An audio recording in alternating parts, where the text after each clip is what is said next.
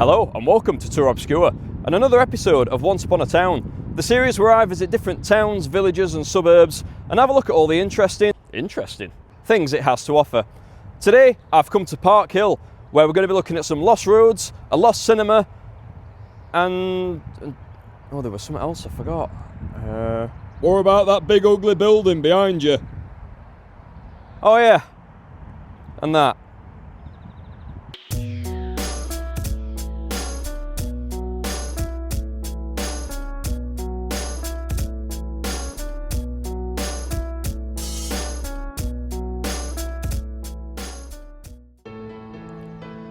Before the giant Park Hill flats were built, the area they stand on was known as the Park District, an area of back-to-back slums that offered awful living conditions.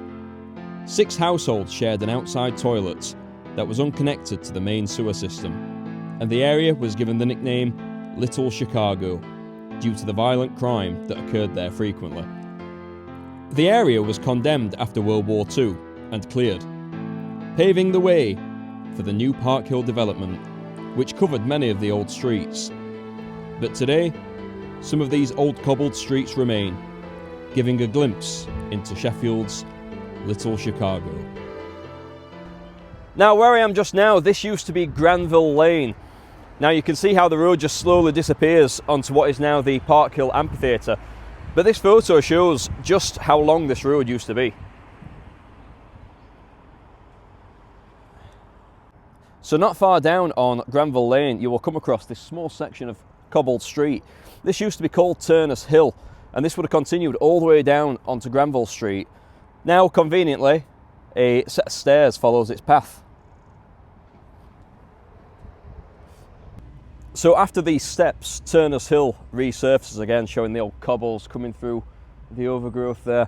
And right at the bottom of Turners Hill, where it met Granville Street, there's a very interesting photo showing what used to stand exactly where I am right now, which was an old greengrocer's.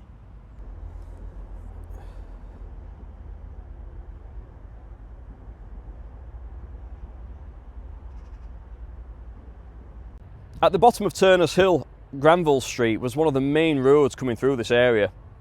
And Granville Street come all the way down here and followed these tram tracks. Now the road remained up until the building of the tram network in 1993, when it was converted from road use into tram use.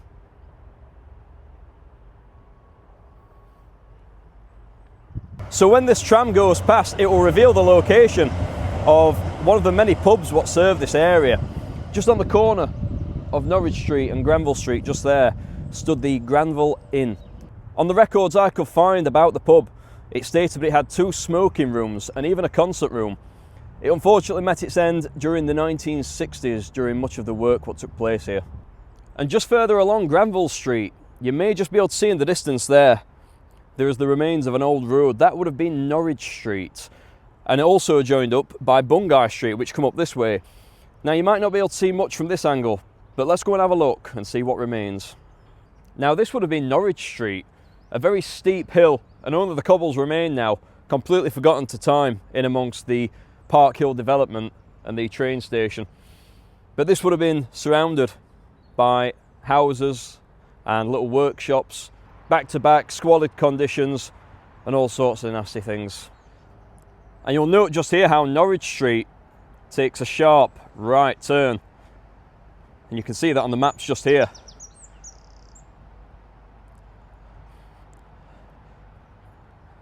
And the curve still exists up until a certain point when we are met by the Goliath Park Hill development.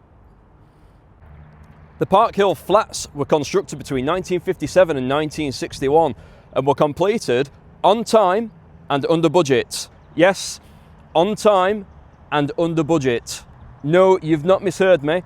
A local council delivered a massive project on time and under budget. So before any of this was here, Park Hill was just rows and rows and rows of slums. The worst in the city, poor sanitation, they weren't connected to the main sewerage. And in 1935, it was decided that the entire area would be demolished.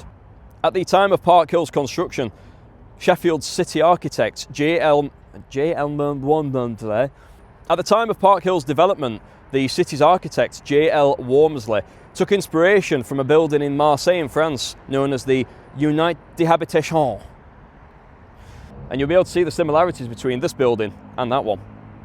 In 1998, despite a number of buildings which should have been given listed status but weren't, the Park Hill Flats were given listed status, which is why they were never knocked down, despite how run down they look, and which is why they're still here today.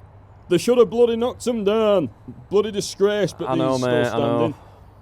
Yeah. I honestly, know. I can't believe it. Really, yeah. Just get them down. I don't like them. All right, bloody mate. ugly. Yeah, see you later. Honestly, I'm bloody disgusting, all this lot. You know, pull them down. He is on one, isn't he?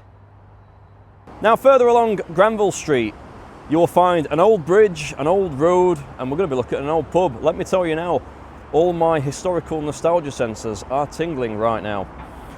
But behind me would have been the old Sun Inn pub, and this photo, it's a great photo, shows the Sun Inn pub stood right at the top of Gilbert Street. Today, the bridge and the road still remains blocked off at the bottom, but cars can still access it and use it for parking in the area. So this street behind me is known as South Street and still exists partially, but as you can see right at the bottom, gets cut off by the new tram network and Park Square roundabout. Now right at the bottom of this street would have been the Park Cinema. So shall we go and have a look? So we are now at the bottom of South Street, and just behind me would have been the old Park Cinema. It opened in 1913 and lasted all the way up until 1966 when it became a bingo hall. In 1973, the brand new Park Square roundabout was developed and spelled the end for it when it was ultimately demolished. The Park Cinema sat right at the centre of what is now the major junction of Sheffield's tram network, where the yellow and blue route meet. And if you look at this major tram junction from above, it may seem familiar because, believe it or not, despite just being a tram junction, quite boring, it has actually inspired the logo of one of Sheffield's great tourist attractions, which is the Tramlines event. The logo is inspired from this very junction. Decent. Just a little bit further along South Street, just behind me, would have been one of Sheffield's most famous landmarks on the skyline. This was St Luke's Church, an absolutely massive structure on the skyline. And the best photo of it is this one taken just outside the Midlands station. And you can see it towering over the Sheffield skyline. And it looks so imposing. Research suggests that this building was constructed during 1846 or 1878. There's two different sides to the story. But it was constructed at some point between those dates. Ultimately, it was damaged in World War II during the Blitz and sat abandoned for a number of years before finally being demolished. What a shame. So just a thanks to everybody what's donated to the channel so far via the super thanks. Your names are just here. It is very much appreciated and helps everything what we do. Cheers. So that is all from Park Hill. Rumour has it, if you press any of these buttons just here, then Doctor Who will time travel back to 1998 and make sure that these don't get listed status and are promptly demolished. Thank you very much for watching, and until next time, ta-ra.